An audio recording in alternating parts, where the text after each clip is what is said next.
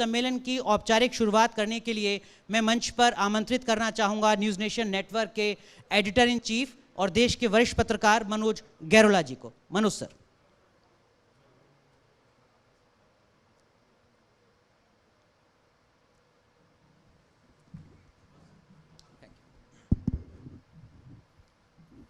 News state Uttar Pradesh Uttarakhand के इस खास सम्मेलन में आप सबका हार्दिक अभिनंदन और स्वागत है।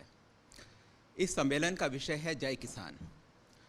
हमने इस सम्मेलन का विषय जय किसान और इसकी लोकेशन नोएडा को इसलिए चुना क्योंकि पिछले एक साल में हर किसी की ज़बान पे सिर्फ 3 ही शब्द हैं, कृषि, किसान और पश्चिम यूपी। अब इसका एक बड़ा कारण ये है कि अगले कुछ ही महीनों में उत्तर प्रदेश में इलेक्शन होने वाले हैं और कुछ एक्सपर्ट्स का मानना है कि इस बार लखनऊ की गद्दी का रास्ता पश्चिम उत्तर प्रदेश से ही होकर जाएगा।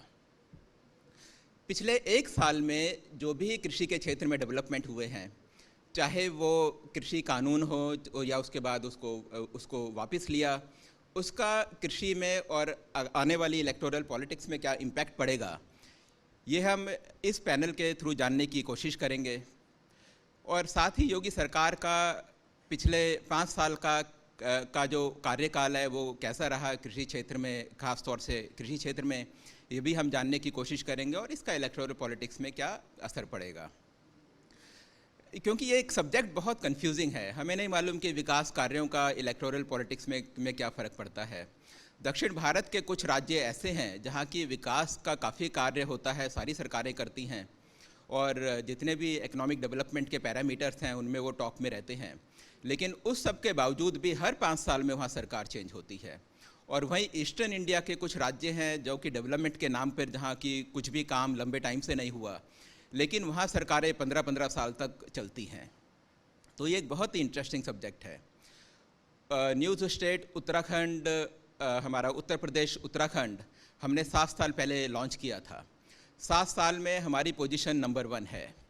बार्क की रेटिंग के अनुसार हमारा 50% मार्केट शेयर है, 50% से ज़्यादा मार्केट शेयर हमारा रहा है और हमारा मार्केट शेयर 50% और 70% के बीच घूमता रहता है।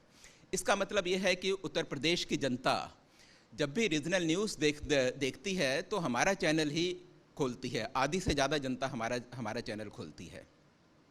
इसके पीछे एक बड़ा कारण ये है कि हमारी रिपोर्टिंग हमेशा ही निष्पक्ष होती है। हम कोशिश करते हैं कि हमारे जो प्रोग्राम्स हैं, न्यूज़ हैं, वो किसी भी तरीके से बायस ना हो।